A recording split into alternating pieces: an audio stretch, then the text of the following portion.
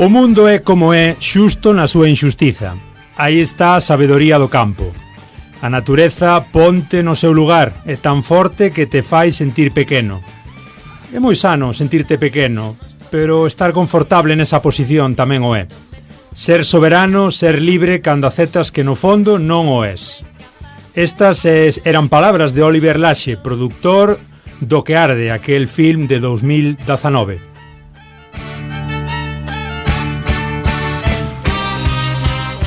E como podedes imaginar, hoxe, facendo honor ás palabras de Oliver Laxe, toca falar de turismo, de natureza, de encontrarse con un mesmo e de facer realmente o que che gusta. Hoxe, no Galiportus, falamos, como digo, de natureza, de aire libre, de mente relaxada.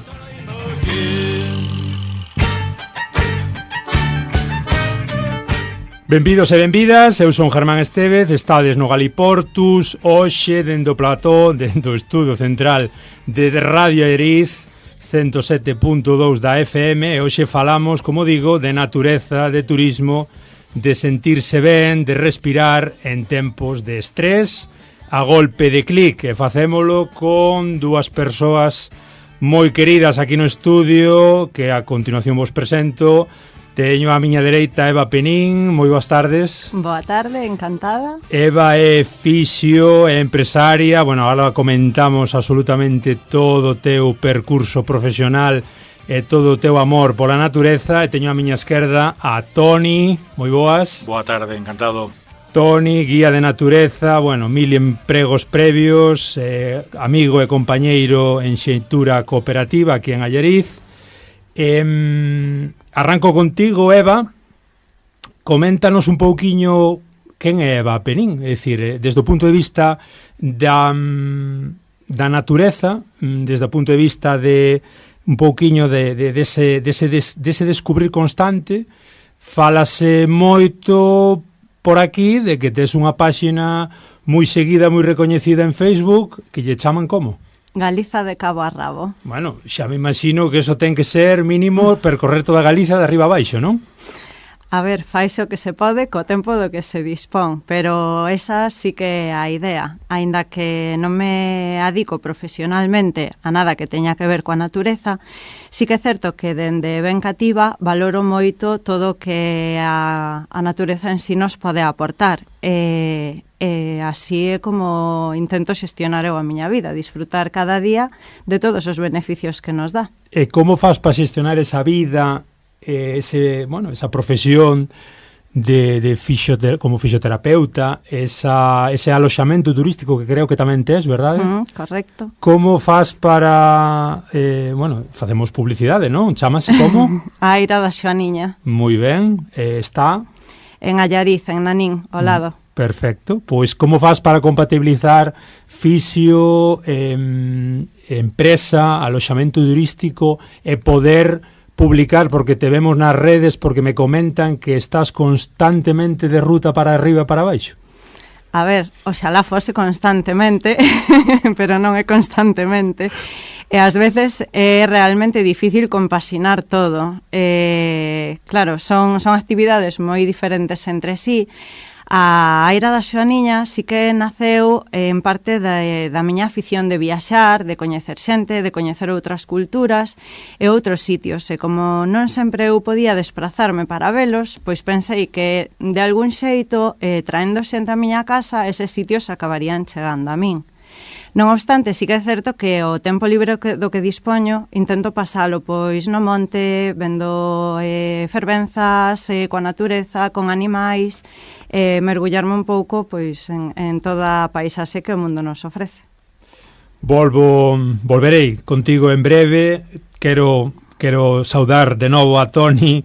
Contanos un pouquiño quen é o famoso Toni, quen é ese famoso guía de natureza e pluriempregado. Comentábasme o currículum of the record, faime un resumen porque eu non me aclarei. Son moitas cousas, vinculeime primeiro ao nivel informático, non? Non me enchía, a verdade. Estudei informática de xestión, pero, bueno, traballando en xestorías, etc. Pero non era meu. Eu criei-me sempre no campo, criei-me sempre no monte, na zona do Bolo, na zona da Ribeira Sacra en Chantada, e a mí o que me chamaba sempre foi dar a coñecer o noso territorio, non só Galicia, senón tamén o norte de Portugal, non? E esas inquedanzas pois fixéronme levar ao punto de buscar outro tipo de ámbito profesional. Neste caso, non chamemos guía de natureza, porque non existe como tal, pero sí un guía no medio natural que busca pois atopar lugares, como ben dicía Eva, fantásticos que temos no noso territorio. E a iso levoume ata aquí, ata 2018, que coñecín a xeitura, coñecín bastante antes, encaixaba ese modelo de cooperativa de economía social no que eu andaba a topar, non? Pois unha serie de vínculo co patrimonio natural, co patrimonio artístico e histórico, e aí estamos, facendo rutiñas, facendo incursións en calla, recollendo cogumelos, infinidade de cousiñas para traer a xente a nosa comarca, a noso territorio. Que tipo de rutas facedes, Toni? Coméntanos estes últimos anos con pandemia por medio, coméntanos cal é o voso traballo, sobre todo na área que che corresponde a ti, que é a de natureza. Levo bastantes anos traballando, por exemplo, coa Universidade de Vigo, concretamente de 2009, cas rutas culturais, que de feito este ano vai a facer o 25 aniversario, comenzaron no 99, con ese ámbito, con esa peculiaridade de dar a coñecer o territorio, pero non só a base histórica ou patrimonial, senón tamén natural, non? Como habían comezado con San Pedro de Rocas, eso animoume nese ano 2009 a vencellarme á Universidade de Vigo, con extensión ao campus de Ourense, campus Vigo, campus de Pontevedra, e aí estamos, cada 15 días tentando facer un pequeno percorrido por cada un dos lugares emblemáticos que temos na zona, non só en Ourense, senón, como dicía antes, tamén norte de Portugal e Castela, vencellado tamén a moitísimos concellos da nosa Galiza, tamén de as cámaras municipais en Portugal, para dar a coñecer, volvo a insistir, nas diferentes contornas, na diferente biodiversidade que temos no noso territorio. E despois rutas máis pequeniñas, como digo eu, adaptadas máis a nenos para dar a coñecer a nosa cultura, ao noso patrimonio natural, que está pouco esquecido, non? Tentando, pois, polo menos que seipan identificar unha folla, unha árbore, ou mesmo ata chegar ata un cogumelo. Porque, que busca a xente, Toni, cando falamos de turismo de natureza, que quere a xente cando se dirixen a ti e che solicitan esta ruta ou aquela, Ribeira Sacra, comentábamos ruta da Diputación de Pontevedra, proxectos no Río Miño, en Lugo, neste noso tremendo patrimonio natural, que busca a xente? Primeiro temos que facer unha pequena división de que tipo de turismo, este turismo natural ou este turismo de aventura, non? Estamos falando de turismo activo ou turismo de aventura ou un ecoturismo, non? Que máis vencellado aos povos, un turismo rural tamén, non? Entón, teríamos que ver un pouco ese tipo de turismo que busca a xente e tamén o tipo de turista que nos vai a vir, se é un turista casual, se é un turista de paso, se é un turista cultural, non? A toda agora vemos que hai un cambio, non? Dende a pandemia desta parte mudou un pouco ese tipo de turismo. Antes igual era un turismo de masas, non? E agora un turismo un poquinho máis selecto, que xa vai con cousiñas bastante máis concretas, non? Entón sí que xa nos piden zonas concretas. Igual o número de pernotas, o número de días que poden pasar nestas viaxes, que cada vez vai a menos, non? Se antes pasaban unha semana, pois igual agora pasan un día, ou pasan unha fin de semana, ou como moito pasan 3 días, non? Entón, temos que estudar ou facer unha estadística de que xente, ou que tipo de viaxeiro é o que nos ven a este tipo de turismo. O que predomina agora mesmo é un turismo máis reducido, de grupos máis pequenos, de 10, 15, 20 persoas que queren coñecer un pouco todo o territorio, quizáis máis descoñecido Xurés, non? Ou Llerés, e a xente que nos ven pedindo moitísimo, que antes falábalo ti, Ribeira Sacra e por seguro o Camiño de Santiago. Eva, volvo contigo. Comentábasnos antes que te defines como unha persoa moi extrovertida, moi sociable, que che gusta moito falar ca xente nas rutas que fas e que levas a cabo. Que che conta, que che transmite a xente, que che escribe esa xente toda que se dirixe a ti, e que che transmite a natureza en xeral? Pois mira, a xente que me escribe moitas veces é para preguntarme sobre algunha ruta das que fixen, o grado de dificultade, se os camiños están limpos, que é das cousas que máis me preguntan, e por desgraza direi que moitos deles non están como debían estar. Logo tamén me piden recomendacións, moitos pregúntanme cal é o meu lugar favorito ou que ruta me gustou máis, algúns deles fanme suxerencias, contanme pois algunha vivencia de algunha ruta que eles fixeron. Logo en persoa, a verdade é que teño tido experiencias moi agradecidas, moitas veces de visitar aldeas que están prácticamente despoboadas, entón a reacción é case sempre a mesma. Cando me atopo o típico veciño que queda, sempre sae, porque se sorprende de que alguén vai a visitar esa aldea, entón sempre me recomendan unha máis grande, en plan, pero que faz aquí? Vai a ver, e digo, non, é que pasaba por aquí, e a verdade é que vin estas casas e chamoume a atención que estean deshabitadas. Entón, ao principio estaban un pouco reacios, pero logo fanche de guía turístico maravilloso do pobo, contanche onde era a escola, onde xogaban eles, que facían ali, a que se dedicaban. Xa me ten pasado incluso de invitarme a quedar a xantar, a pasar a tarde por ali.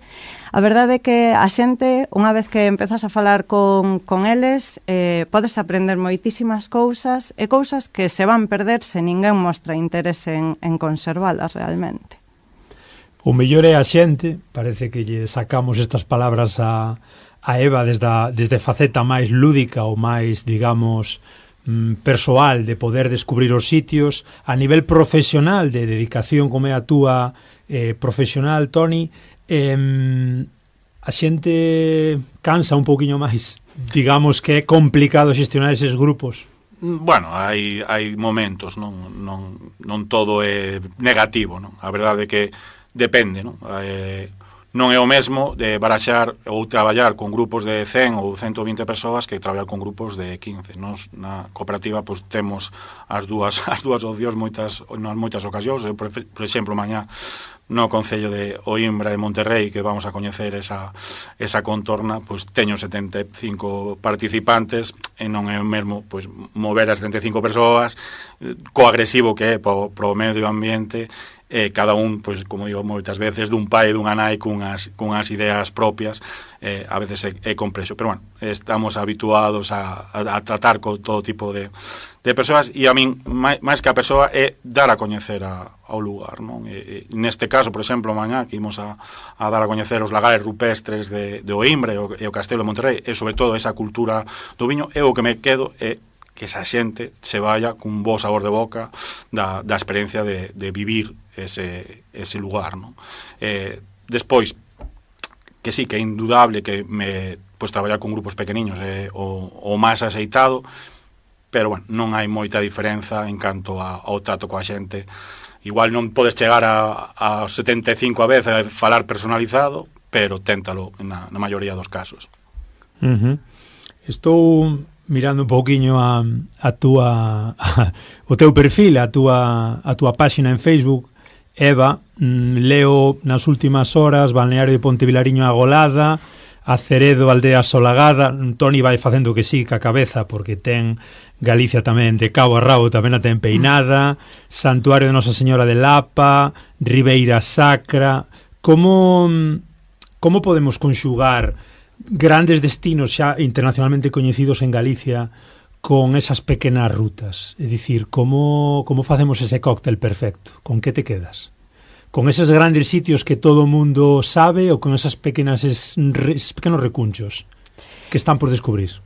A ver, creo que ambas as dúas cousas deberían coexistir e darse a man. É dicir, obviamente os máis coñecidos pois creo que son os máis coñecidos porque teñen moitas cousas que aportar, pero logo dame moita mágoa os grandes descoñecidos que tal vez teñan as mesmas cousas que aportar, pero ou ben por ubicación ou ben por falta de mantemento ou de accesibilidade aos mesmos, acaban quedando totalmente no olvido. Entón, sí que é certo que nas miñas rutas sempre intento visitar pois algún lugar que quedou, por desgraza, no esquecemento, que ninguén se preocupa de facer un acceso bo ata el, de sinalizalo, de poñer o típico cartel que che aporte algunha información. O contrario, normalmente teño que pescudar, preguntar aos veciños, mira, topei isto no monte, isto que era antes, estas ruínas, de que son... E non sempre é doado topar unha resposta. Moi ben. Volvo contigo, Toni.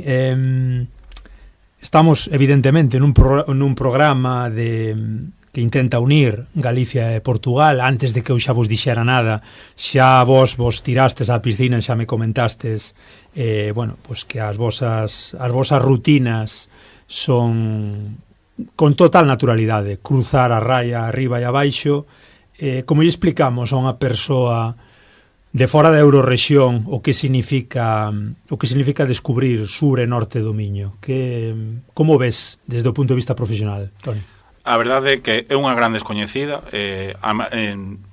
forma internacional moi descoñecida. Aquí, pois sí que tentamos, sobre todo en Galiza, pasar a Portugal, ¿no? Sempre hubo esa tradición, e máis agora, que eu penso que nos levan uns cuantos anos de dianteira a nivel turístico. De feito, vense reflectidos os números de visitantes en Portugal, en cuanto a este ámbito de natureza. Podería dicir moitísimos exemplos, como o pequeno Tíbet en Sistelo, ou os pasadizos do Paiva en Arouca, ou os pasadizos de Mondego, e mil outras que se me ocurrirían agora mesmo, non?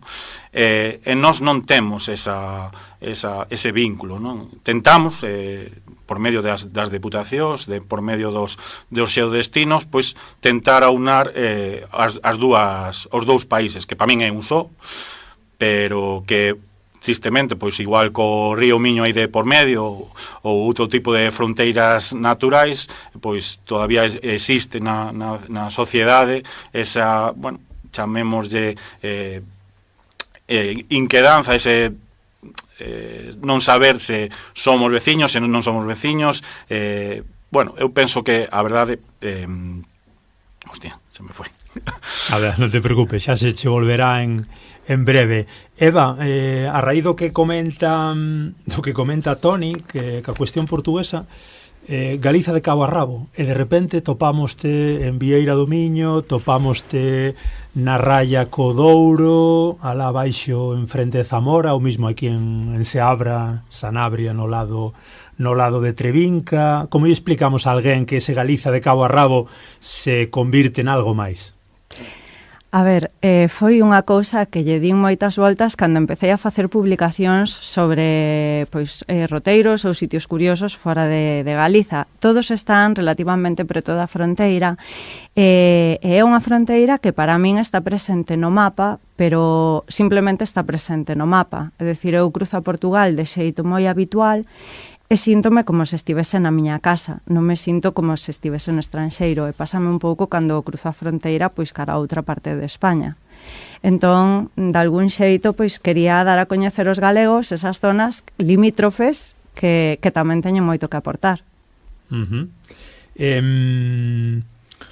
Toni, digamos que Galicia veña a distribuirse dende a Xunta, fálanos de xeodestinos, intentan agrupar un pouquiño a cuestión en neses xeodestinos que moitas veces van máis alá da comarca.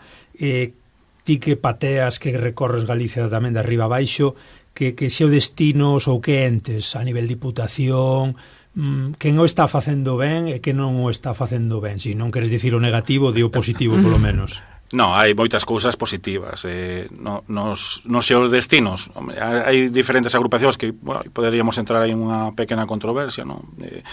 Tentan mesturar non só a parte histórica, senón tamén natural, a veces de lendas, non?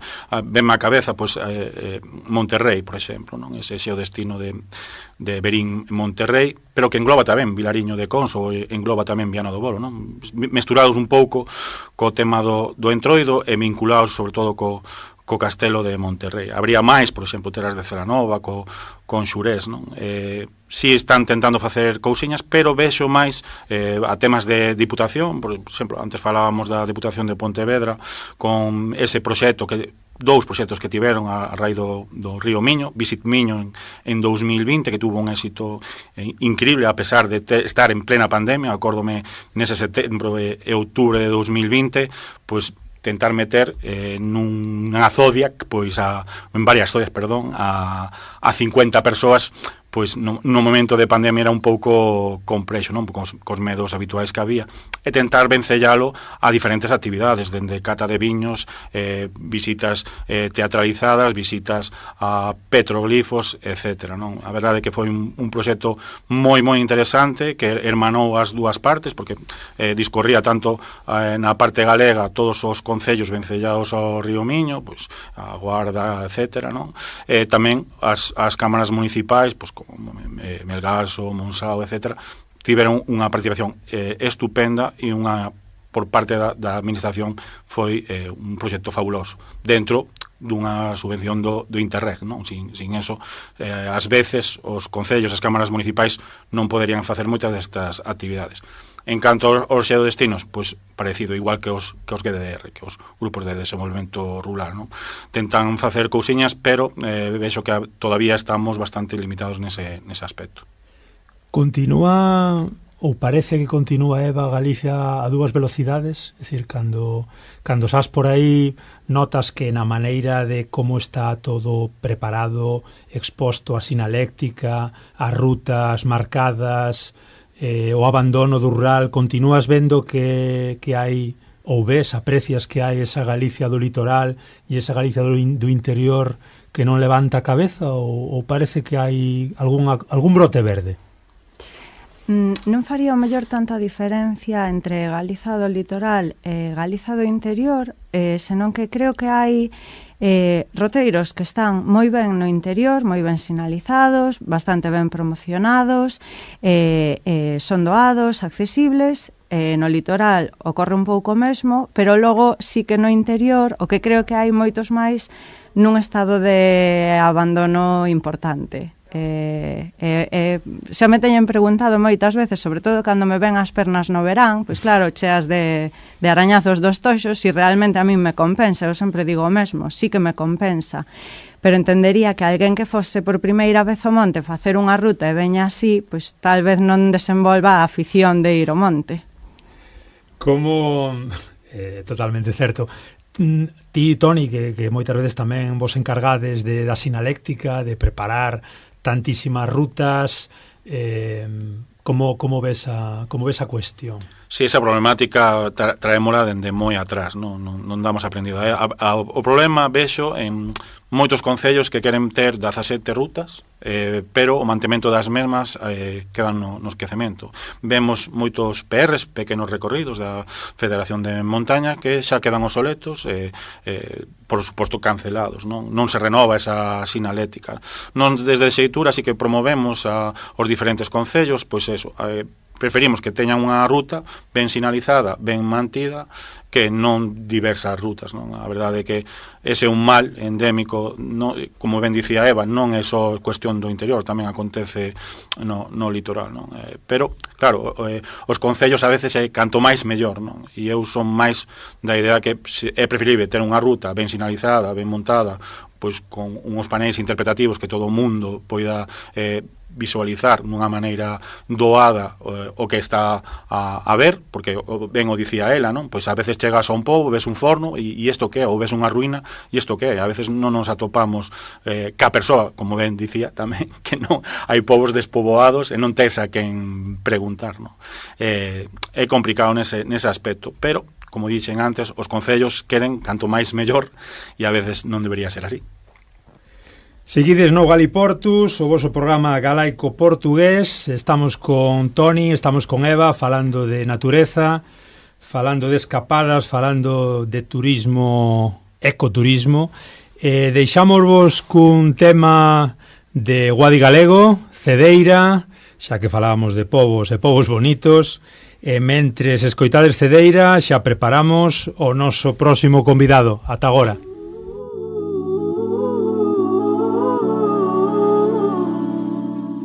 Os egos da revolución están roupa cinguida, escalas en modo maior copan todos os xous, describen un mundo invisible partido por 4, prometen que os demos e os anxos son da mesma cor. Aquí o reducto é diverso, non hai etiquetas. Se cadra diría Pedreira da xubilación, poder deitarse e deixar que a vida te agache, e nos en silencio escoitando este noso son. Imos tan xuntiñas pola beira da canción, Prenden candeas, rompen as ondas, imos devagar, paseando a plurales. calma serena, que medra a arena e o mar. O norte equipara a beleza coa melancolía. O norte poema en si mesmo é perfume e canción.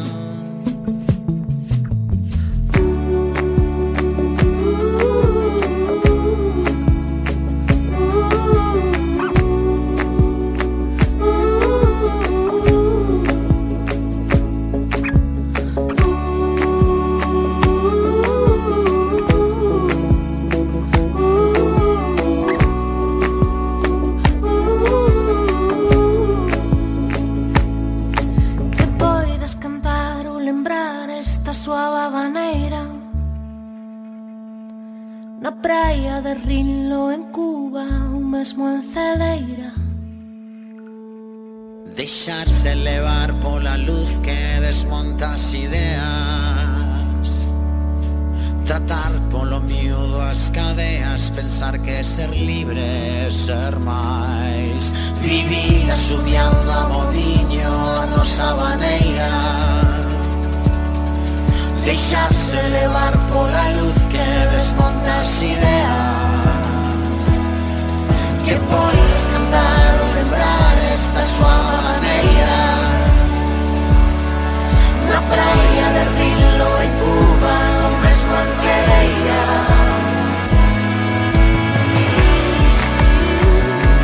Mesmo en Cedeira, mesmo en Cedeira.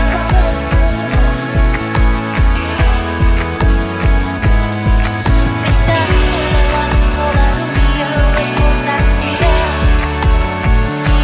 Mesmo en Cedeira, Deixarse levar pola luz, a luz que desmonta as ideas. mesmo en Cedeira, en praia de Rinlo en Cuba ou mesmo en Cedeira.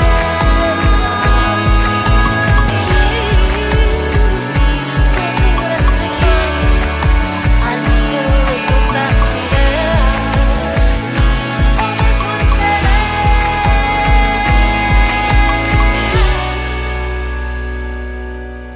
Moi boas, continuamos aquí no Galiportus, o voso programa galaico portugués, que esperemos sexa o voso favorito. Non vos pasedes a competencia, se é que hai. Estamos aquí de novo, despois desta música maravillosa, cun convidado excepcional, Diogo Sá Lima, dende Ponte de Lima. Moi boa tarde. Olá, Germano, muito boa tarde. Prazer estar aquí connosco, atendernos vía telefónica, fotógrafo, guía de montaña. Acabas de chegar de volta das Asturias, dixécheme da Cordilleira Cantábrica, non, si? Sim, estivemos ali entre a zona de Leão e das Astúrias, estivemos ali em Somiedo, na zona de Fuentes de Nárcia e também um bocadinho na parte do Alto do Silo. e, curiosamente, hoje atravessei a Galiza praticamente de este a oeste, em viagem já de carro, claro. O tempo estaba complicado, non? O tempo está complicado. Eu sou minhoto, logicamente estamos habituados a este tempo que é muito parecido com a Galiza, mas mal entrei ali na zona do barco, de Valdeorras, Monforte Lemos, notou-se logo ali o tempo característico aqui da nossa zona, daquela chuva mais forte. Diogo, fantástico que estexas connosco, estamos chamándote porque queríamos ter unha voz portuguesa con experiencia neste noso programa de hoxe de turismo natural, ecoturismo. Temos aquí dous compañeiros, dous amigos, Eva e Toni, cada un desde a súa posición profesional e persoal. Pasáronme un pouco o teu contacto porque parece que tes unha páxina en redes, Montañas do Norte, con máis de 150.000 seguidores, Diogo. Sim, aproveito também para mandar um abraço para eles que estão aí. Sim, temos uma página nas redes sociais que é Montanhas do Norte, que está focada aqui, como diz o nome, portanto na região de montanha aqui do Minho e Trás-os-Montes, portanto da zona de fronteira com a Galiza, claro. E várias vezes, claro, também faço caminhadas na Galiza, conheço bem a zona dos Xurés, que é pertinho daqui, também ali a zona da Serra do Suído, a Serra da Grova, que já fica perto da costa, ali na Guarda, também a Serra do Corel, os Ancares, portanto a Galiza tem também muitas zonas fantásticas aqui, muito pertinho aqui da nossa zona norte de Portugal. A página cresceu bastante, principalmente na altura da pandemia, tivemos um boom muito grande. Creio que nunca pensámos que poderia chegar a um número tão grande de seguidores, são 152.000, creio eu. Portanto, já é muita gente, mas para nós é um orgulho e também uma responsabilidade de tentar representar esta zona aqui do norte de Portugal. Falas de unhas montañas do norte, Diogo, do norte de Portugal, mas acostumas constantemente, como acaba de acontecer hoxe, que faz multitude de rutas, non? Moitas veces do lado galego e do lado español. Sim, eu gosto muito portanto, ali da zona da Cordilheira Cantábrica, que tem uma flora e uma fauna muito bonita. Eu penso que também se considera a zona dos Ancares e do Courel, que já estão dentro da Galiza, também uma parte da Cordilheira, ela entra por ali adentro. E todas as zonas que visitei até agora dessa parte são fantásticas. Já tive a sorte de ver os rebecos, portanto vários tipos de animais, já encontramos alguns restos dos jantares do urso anteontem, portanto tem é muito especial para nós. Sabes, é muito bonita. Sabes, Diogo, que a nós, si aos máis idealistas, gustanos sempre estar con Portugal na boca. Se cadra do lado portugués moitas veces non acabamos por recibir o mesmo entusiasmo, non tanto no norte, mas si un pouquiño cara abaixo. Tú pensas que se coñece como destino turístico Galiza, ou moitas persoas chegan ao Miño e dan a volta? Eu creio, por exemplo, eu vivo no Alto Minho, a 25 minutos da Galiza, em Ponte Lima. Nós até compartimos o rio com vocês, com os nossos irmãos galegos, como nós dizemos, o Rio Lima. E nós aqui nesta zona, eu penso que nos identificamos mais com a Galiza até com pessoas do centro de Portugal. Portanto, há uma identificação muito grande que vem da língua, vem de toda a nossa história. E aqui no norte, claro que no verão a costa galega é muito conhecida, a zona de Cangas, a zona de Moanha, as praias de Vigo, as rias de Aldane, portanto todas essas rias de Pontevedra, Vigo, é um destino turístico sem dúvida. A zona de montanha também é bastante conhecida, mas penso que há mais atração pela zona da costa. Moitas veces co compañeiro Toni que te está ouvindo, compañeiro meu en algunha rutiña traballando con xeituna, unha cooperativa que hai en Allariz, comentábamos a cuestión da Eurorrexión, a cuestión de Portugal e de Galiza. Tes a sensación Diogo, de que hai cousas na Galiza que faltan en Portugal e ao revés? Nós moitas veces botamos en falta esa organización que vos tendes, esa mellor xestión por parte das cámaras. Notas que as cousas que se fan de outra maneira tamén pola organización administrativa portuguesa, que é máis concentrada?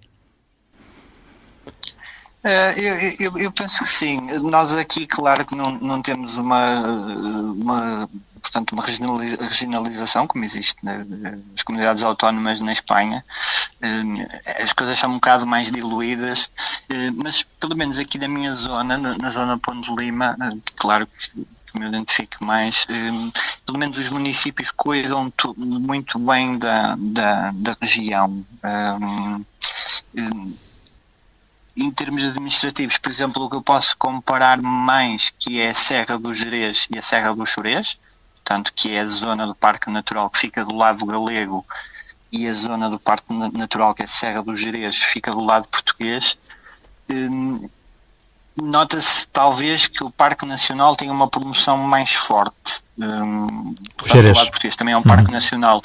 Claro, o Chorês do lado galega é natural, é um parque natural, não tem a mesma classificação. Mas penso que será um bocadinho por aí. Mas de resto, não noto assim grandes diferenças. Talvez será mais nessa parte aí da montanha, dos parques, porque são fronteiriços, estão ao lado um do outro. Tú és fotógrafo, Diogo. Coméntanos un pouco a nivel de paisaxes, que diferencias ou que encontras de diferente entre Galiza e norte de Portugal, se é que hai algunha diferencia? Coméntanos un pouco o teu traballo. Sim, existe. Eu penso que na Galiza existe uma clara diferença de paisagens. A parte de Ourense e de Lugo, em termos florestais, tem uma floresta melhor conservada. Portanto, há mais carvalhos, há mais floresta autóctone. Talvez isso derive de estarem mais longe das zonas de fábricas de celulose, como está mais perto, por exemplo, a zona de Pontevedra. Eu noto principalmente em termos florestais, a parte do interior está melhor conservada. Onde noto que está mesmo muito bem conservada é na zona da Ribeira Sacra, na zona também do Corel, tem uma floresta muito bem conservada, apesar do incêndio, infelizmente, do ano passado, e depois também toda a zona ali portanto, ali da zona de Trives, também a parte da parte do Ourense, que apanha ali a parte da Sanábria, da parte norte, que é a zona da Ponte. Portanto, eu acho que essas zonas em termos florestais estão muito bem conservadas em relação à costa e, portanto, ao litoral. Em termos de paisagem, claro, a zona para mim que é mais alta montanha, sem dúvida os Ancares, já tem picos com perto de 2.000 metros, aí a montanha já é mais imponente e é das zonas que eu gosto mais também. É uma maravilha escutar como conheces. E também já agora que estávamos a falar de paisagem, já tive a sorte de visitar a Meriz. Fiz uma ruta uma caminhada muito bonita, que passámos em algumas aldeias, Pai Cordeiro, São Salvador, estivemos na Penamá, Pomares, São Martinho também, portanto ali na zona do Canelar, e o que eu notei é que a floresta também é muito bonita, portanto há uns carvalhos Quercus pirinaica muito bem conservados, e é uma zona também muito bonita. Claro, a zona mais urbana também é muito bonita, com a ponte, com o rio Arnoia, mas os carvalhais também são fantásticos nessa zona. Há un detalle, Diogo, importante, que son os eucaliptos, que ben coñecedes tamén en Portugal, que tamén merece un programa inteiro o tema do eucalipto, É que, claro, Allariz pois, é reserva da biosfera e, afortunadamente, non conta con esa masa de eucaliptos. Depois tem o Rio Arnoia, que também gostei muito de percorrer, é um rio muito bonito. A parte que eu percorri é uma parte fantástica, com pontes, que depois dá acesso, portanto, mesmo à zona mais urbana de Allariz. É uma zona que eu gosto muito. E, curiosamente, nós, Allariz e a minha terra, Ponte Lima, nós compartimos uma festa que tem muitas semelhanças. A festa do boi, de Allariz, é muito parecida, é praticamente igual com a vaca das cordas de Ponte Lima. É curioso. Sí. Tamén temos un especial pendente con Ponte de Lima, esa unión entre Allariz e Ponte de Lima, co Festival dos Xardíns, ca Festa do Boi. Temos aí que continuar colaborando. Há moitas coisas. Moito. Coisas en común. Mira, Diogo, fálache de Toni, compañeiro de Xeitura Cooperativa, especialista en turismo ambiental. Moi boa tarde, Diogo, que tal? Olá, Toni, é un prazer. Vexo que coñeces bastante ben a nosa zona, non só Allariz, non vexo que tamén Ancares. Eu teño dúas preguntas para ti. Existe unha figura profesional como guía de natureza, alonxada un pouco de guía de montaña, pero vos tedes unha figura como guía de natureza en Portugal? Sim, é uma atividade, portanto, profissional. E despois unha segunda cuestión.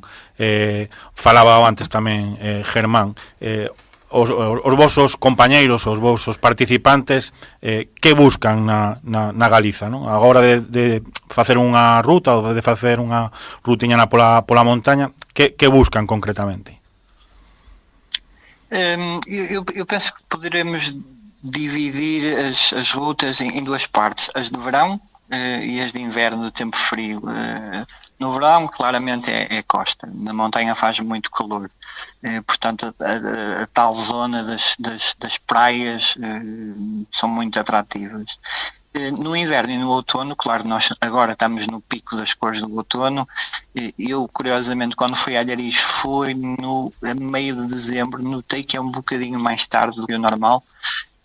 Portanto, as pessoas nesta altura do frio gostam mais de bosques, mais de montanha, porque não faz tanto calor. Eu penso que é essa diferença de paisagens depende muito da altura do ano. Teño á miña direita tamén a Eva, que está en Portugal cada 3 días prácticamente. Sempre me di que Portugal é a Eu acompanho os posts dela com bastante frequência e mando-lhe também um beijinho, que nós dizemos aqui. Outro para ti. A verdade é que me encanta a túa páxina, parabéns por toda a xestión da mesma. Encántame publicar pois algunhas cousiñas das miñas visitas a Portugal e alédame moito saber que o interese é mutuo, é dicir que vos interesades por Galiza ao igual que nós o facemos por Portugal. Sim, eu tenho seguido e tenho notado que da parte, e tu também já notaste, que há sempre uma grandes comentários e muitas felicitações às tuas fotografias que eu vejo e sigo com interesse, porque são zonas que eu também gosto. Portanto, é sinal que tens qualidade também fotográfica e também de escolha dos locais a conhecer, portanto é muito bom. E eu também às vezes, como não conheço tudo, aproveito e através das tuas publicações fico a saber que existe mais esta zona, que é muito bom. É tempo, Diogo, tempo, que é importante é o tempo, É verdade. Sen tempo non facemos nada. Vamos ter deixando que xa levabas un bo anaco, un bo pouco esperando pola nosa chamada. Cales son os teus 5 lugares favoritos, Diogo? Móllate un pouco, a nivel Portugal e a nivel Galiza. Coméntanos un pouquiño eses lugares aos que voltarías cada semana. 5 de cada ou 5 no total? Seguro que tes 50 de cada, pero se queres 5 do norte de Portugal e 5 da Galiza. Ok. Portanto, 5 de Portugal, vamos lá. A Serra do Gerês, o Parque Nacional Peneda Gerês, todo, são 4 serras. A zona de Montezinho, tem castanheiros muito bem conservados. A zona do Barroso, que é a zona de Boticas, que é Património Mundial da Unesco Agrícola. Portanto, a Serra da Cabreira também é uma zona bastante bonita, e depois a zona do Alvão e do Marão. São duas montanhas juntas, perto de Vila Real. Vila Real, sim, em Portugal. Sim, agora na Galiza, o Corel, portanto os Ancares também. Gosto bastante também do Xurés, porque é aqui bastante perto. Quando digo Xurés, digo Bando, Sela Nova, Alhariz, todo esta zona aqui que fica relativamente perto. Gosto também da zona da Serra do Candá, também é muito bonita. E para fugir um bocadinho à montanha, a Costa Galega.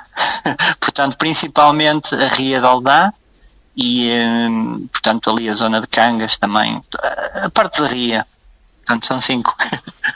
Que lle dicimos, Diogo, a ese portugués, a ese turista portugués que, bueno, un poquinho na liña do que comentas da Costa Galega, que sempre acaba en Sanxenxo, que sempre acaba en Baiona, que sempre acaba en Vigo, vendo as luces ou comprando no Corte Inglés? Que lle dicimos a ese turista? Hai vida alén diso? Eu penso que há muitas praias para caminhar, há areais bastante longos, há praias muito bonitas, há ali portanto, a Areia Brava, há de Lagos, há muitas nudistas também, que eu não vou dizer o nome, há Nerga, portanto, há muita zona bonita para caminhar, para comer, já toda a gente sabe, o marisco é do melhor que há. Portanto, há muita coisa que fazer. Há aldeias bonitas também. A ver se eu me recordo aqui do nome, aquela que tem os espigueiros perto da costa, que é muito conhecida, não me recordo agora.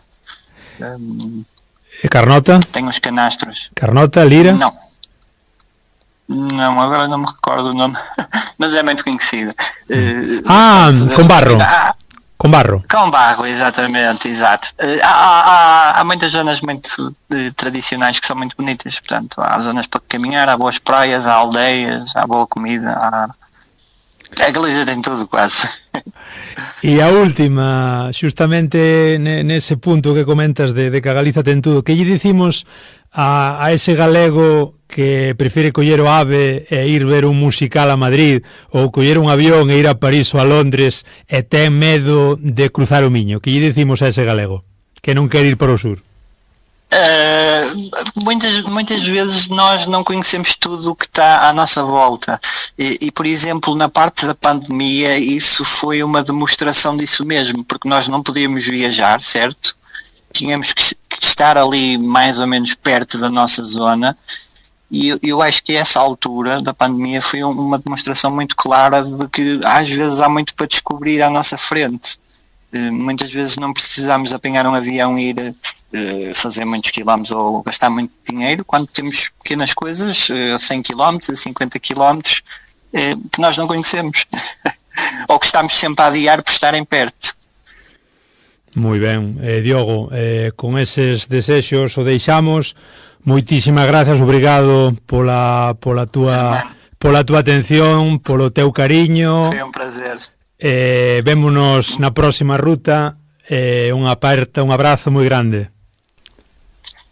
Quando estou sempre disponível, e provavelmente vemo-nos em Alhariz, que eu em breve irei aí também para fazer uma caminhada.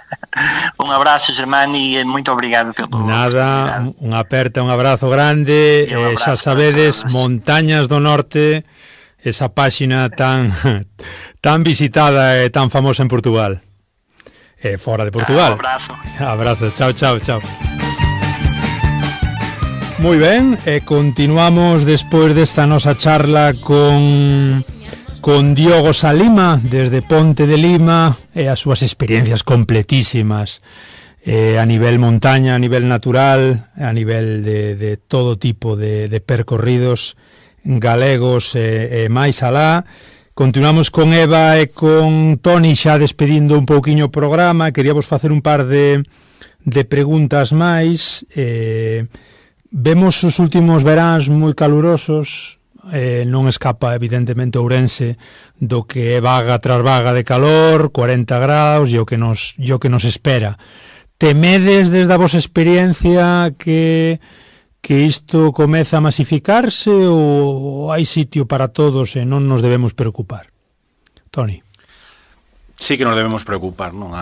Ti o estás dicindo, a tendencia, o cambio climatolóxico está aí, non? Está nos a afectar, vemos esas temperaturas extremas no verán.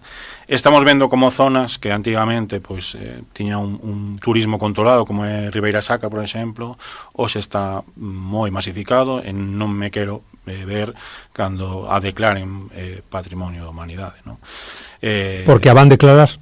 Eu espero e queremos que así sexa por unha banda, pero por outra banda igual non tanto que non a declaren, pero non a esa masificación que tanto medo temos, non só nós como guías do medio natural, senón toda a infraestructura que existe na zona, unha zona complexa, como moita xente coñecerá, que non podes acceder con autobús a todos os puntos, e a idea parece ser que quere ser esa, non? De telo totalmente masificado. Eso, para min, é contraproducente, non?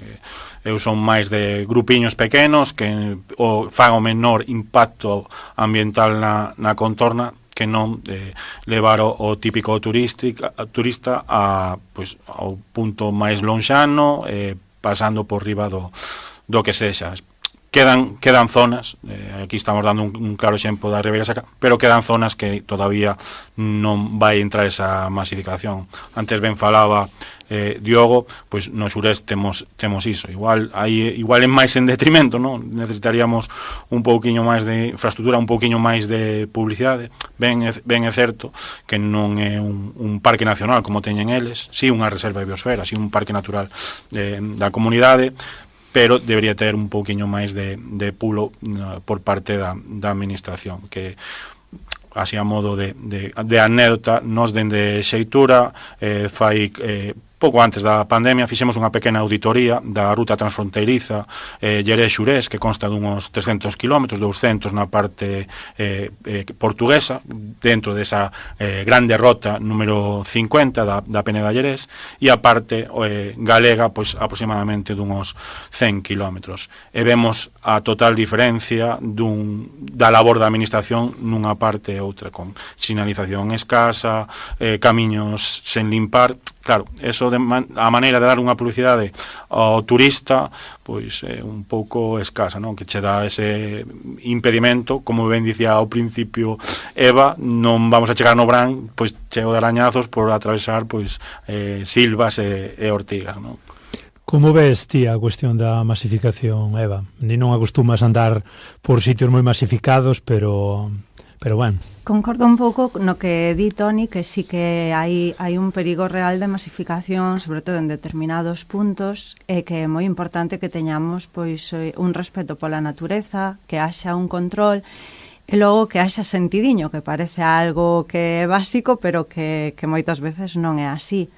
Non obstante, logo, é certo que as rutas que acostumo facer, pois direi que no 95% das rutas non me atopo con ninguén. Tal vez porque sexan rutas menos coñecidas, en sitios un pouco máis recónditos ou de máis dificultade, aí non creo que cheguen a masificarse, sinceramente. Este é un detalle curioso, non sei que vos parece, falando con algún amigo vasco, navarro, hai outras partes do estado onde sí que, digamos, porque o territorio é máis pequeno, digamos, porque está todo moito máis organizado e ordeado, pero sí que é moi difícil sair un domingo ao monte, que eles están constantemente no monte, igual, decídeme vos que é tema de tendencias ou de cultura de cada pobo, igual é que aquí non temos esa cultura, pero é moi difícil sair ao monte no País Vasco, en Euskadi, e non encontrarte con ninguén. Aquí, pola contra, nada diso.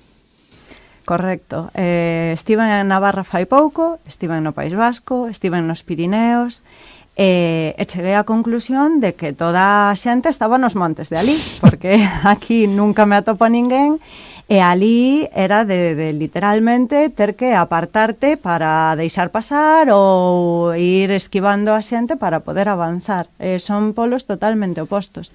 Tamén direi que acórdome a última viaxe que fixen a Navarra, quedeime nun camping, deronme un papeliño coas rutas que había preto, que eran bastantes, e eu ia sair a correr, entón pensei, vou poñer a aplicación, aquí sempre vou cunha aplicación para non perderme, e non me fixo falta, é dicir, estiven de días, cada día fun correr por un sitio diferente, todo perfectamente sinalizado e limpo. Entón, ao final é un pouco un bucle, é dicir, se ti tes todo acondicionado, limpo, fomentas, educas os nenos dende cativos a ese tipo de ocio, pois a xente vai acabar indo ao monte disfrutando da natureza. Se polo contrario lle metes unha consola na man ou te dedicas a ir de cafetería nos teus días libres, pois obviamente non vas a estar no monte.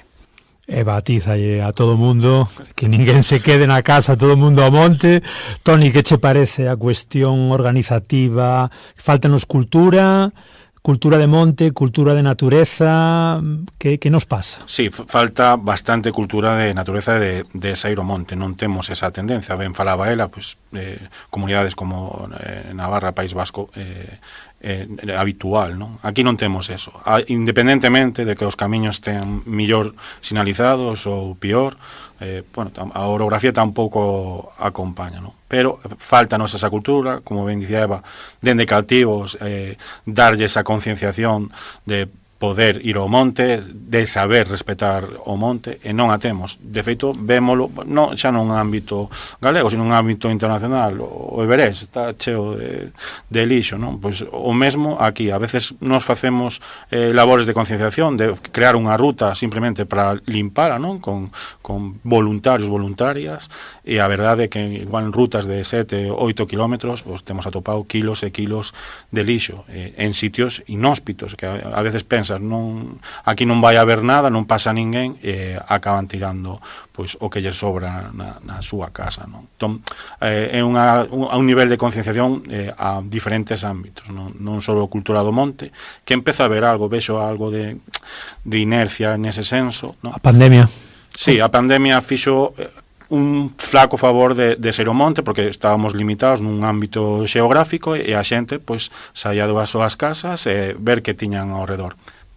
Regresouse a un estado anterior, pero o bo de todo isto é que non ao 100%. Hai xente que continúa camiñando, que insiste e inculca aos seus fillos, ás súas fillas a ter esa conciencia do noso territorio, non? E espero que poidamos seguir avanzando niso, pero, bueno, eu teño as miñas dúbidas, porque cada vez o tema é a masificar, non? E hai outra cultura que non estamos acostumados ao turismo de sobre praia, non tanto o turismo interior. Teñen que vir da fora, teñen que virnos de Madrid ou de maneira internacional a darnos a recoñecer a importante patrimonio, non só cultural, senón natural, que temos na Galiza e tamén, por extensión, ao norte de Portugal. Sí, porque é curioso, non? Que acabábanolo de contar Diogo, que ven de Asturias véndese como paraíso natural, Cantabria véndese como paraíso verde, Euskadi, decir, todo o norte, Galicia parece que non damos saído dese marisco, desas Rías Baixas, dese camiño de Santiago. Vou acabando xa, pídovos como a Diogo os vosos 5 lugares favoritos. Eva. Pois mira, eu vouche falar das 5 rutas que o mellor máis me impactaron ou me encheron. Unha delas foi a de Santa Mariña de Augas Santas, aquí ao noso carón, xa non só polo que é o monte en sí, senón por toda a historia que ten tras dela. Logo, as fábricas de papel de Lousame, pois na que discorre ao lado dos ríos Vilacova e San Xusto, podemos ver os muiños, as fábricas de papel antigas, o que queda delas. Logo, na zona do Bolo, o balneario do Mondón, as ruínas do balneario do Mondón, e tamén a aldea de Santoalla do Monte, que coñecín, bueno, a conta do caso famoso dos holandeses que sucedeu ali, e foi o que suscitou o meu interese por ir a ver, que era o que puido levar a 2 persoas de fora a quedar a vivir ali. A verdade é que o sitio inspira unha calma, unha paz, ten unhas vistas espectaculares, merece a pena. Paseeime pola aldea de Aceredo na última sequía que houbo, pola de Vilariño da Furna tamén. Son sentimentos contrapostos porque están, son aldeas que están asolagadas dende fai moitos anos, pero que saíron á luz en as que aínda podes ver pois parte das construccións, das rúas, incluso na de Aceredo había unha fonte da que saía auga, é como un recuncho de vida dentro dun pobo que leva anos asolagado. E logo, na época da pandemia, cando había que andar moi limitados cos concellos, atopei uns poboados colonos na provincia de Lugo, dos que nunca escoitara falar antes. E tamén me levou o meu chegar a saber que eran realmente esas construccións. Hai 3 en Cospeito e un en Castro de Rei. Polo visto foron creados na época da dictadura para promover unha migración interior, para que familias de Galiza, León, Cantabria e, algunha provincia de Marrocos, pois foran parar ali. Entón foron así tal vez os sitios que máis me impactaron por unha ou por outra cuestión. Super interesante. E a ti, Toni, a nivel particular ou a nivel profesional, onde máis disfrutas? É unha pregunta que me din cada 2x3. A min cóstame moitísimo decantarme por algunha concreta. Eu, ao longo de todos estes anos, non quero exagerar, habrei feito cerca de 1000 rutas, non, a nivel Galicia. Pero igual a primeira que fixen na miña vida que me chamou a atención foi a ruta do Barbantiño e o Castro de Santa Mariña en Maside, non? Xa de pequeno, igual con 13 ou 14 anos, pois lanceime a aventura a ver que era eso dun percurso, que era eso dunha ruta, non? Sinalizada, non? Chamoume moitísimo a atención, a partir de aí pois vinculéme moitísimo máis con este tema de guía de natureza. Despois, por zonas, que cada unha ten algo especial, non? Se queres que me quede con algo concreto, vou coincidir algunha con Eva, como é a de Santa Mariña de Augas Santas, non? Porque nun pequeno percorrido, como ela ben dicía, non só vemos vestixios patrimoniais, senón tamén en ámbito natural. Estamos falando que é unha reserva de biosfera, non? Falaremos dela no Galiportus, merece un especial Santa Mariña. E despois vou coincidir moito con, como falou antes, Diogo, non? Na Galiza temos puntos, non xa nos a costa, que hai moitos, Montefacho, etcétera, non? Igual da costa es que me quedaría ca Costa da Morte, non? Quedaríame con Montepindo e a zona de Carnota. Pero se tiramos cara ao noso, non? Pois quedaríame moito con Courel, que é impresionante, o mesmo que Ancares, Penatrevinca, porque se antes Diogo falaba deses perto de 2000 metros de altitude en Ancares, pois o mesmo na zona de Penatrevinca, e darlle un pulo moito, porque tamén foi das primeiras rutas de montañas que fixen ao Xurés, non? Como ben dixen antes, fixéramos unha pequena auditoría, bastante grande, con respecto a esta transfronteriza Xerés-Xurés, e sí que ten un potencial inmenso, unhas zonas impresionantes, para min ten unha importancia vital a zona do Xurés.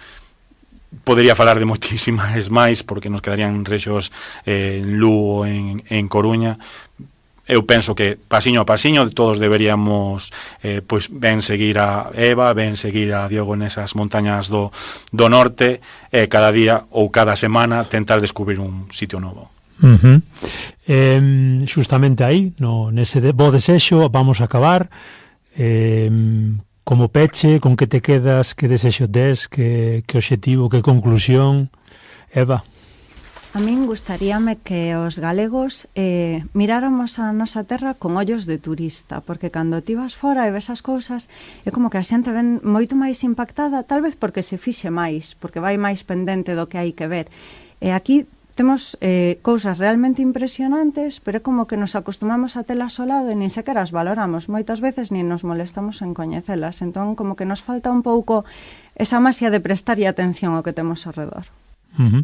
E ti, Toni, as últimas palabras, ese peche, esa conclusión, ese desexo? o que falábamos antes, eu penso que deberíase inculcar unha cultura de natureza aos nosos fillos, ás nosas fillas, para ter un futuro bastante mellor do que temos actualmente en canto a turismo de natureza.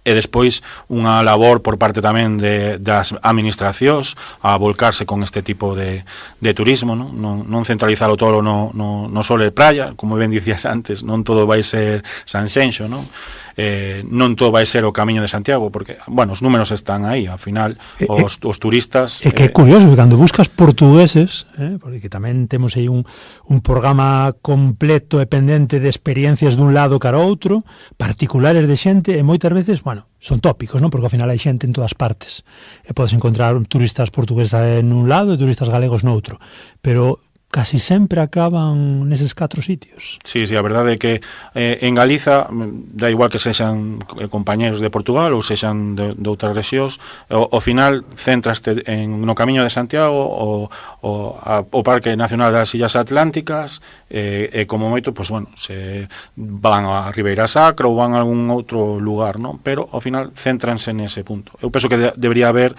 unha mellor promoción e publicidade de cada unha das nosas regións, e a ver, espero que por potencial non vai ser, non? Pero tamén vinculará a veciñanza, porque moitas veces coméntanos, é mellor que non pasen por na nosa casa, deixanos estar como estamos, tranquilos, que non dar a coñecer o noso. Eu penso que eso tamén deberíamos modificalo. Pois con estes desexos acabamos. Xa sabedes, queridos, sacade o voso traseiro do sofá, poñedevos a recorrer, poñedevos a descubrir Galiza, norte de Portugal, todo o que queirades, téndelo a golpe de nada, porque merece moitísima pena. Moitísimas grazas a Eva. Grazas a ti pola invitación. É un placer, xa sabedes, aloxamento turístico Aira da Xoaniña. Seguidea en Galiza de Cabo a Rabo, interesantísima todas as rutas que nos propón. Graciñas, Toni. Gracias a vos por convidarme. Nada, seguirei a Eva, porque vexo que hai algunha rutiña que non teño tan completa como ten ela, así que nada, a ver se surxe aí unha sinerxia, podemos vincular as dúas partes. Ti tes outras cousas moi completas tamén. Tendes a Toni en xeitura.com. Sí, tamén actividades na nosa axencia de viaxes, que é celtiatravel.com, porque, bueno, cousas que non falamos, pero deberíamos que facer outro programa. Farémolo. De titulacións necesarias para o tema, non só de guía, senón moitos aspectos concernientes ao turismo. Moitísimas grazas. Nada, grazas a vos. Ata aquí chega o Galiportus de hoxe. Sabedes que nos podedes escoitar, a ver si me aclaro, en iVoox, en Pod Galego, en Google Podcast. Xa estamos en Twitter, xa estamos en Facebook. Radio Allariz 107.2. Parece que o amigo Carlos que nos dixo que o programa todos os luns ás 6 da tarde. Enviad as vosas propostas por mail tamén a galiportuspodcast@gmail.com, calquera cousa que vos suscite interese ou do que queirades falar e que conecte Galiza e Portugal. Deixámosvos, despois de falar con Eva, despois de falar con Toni, buscábamos unha música que nos pechara o programa e ao final realmente o que nos dixo Eva ten toda a razón. Non hai nada millor cando saes a natureza a pasear e a encontrarte con ti mesmo que escoitar o son dos paxariños, escoitar o son do monte, o que che conta a natureza. Por iso, deixadevos de cascos, abrid as orellas e escoitade o que vos rodea. Con eses 2 minutos de relaxación e de paxariños vos deixamos. Ata a próxima. Chao, chao.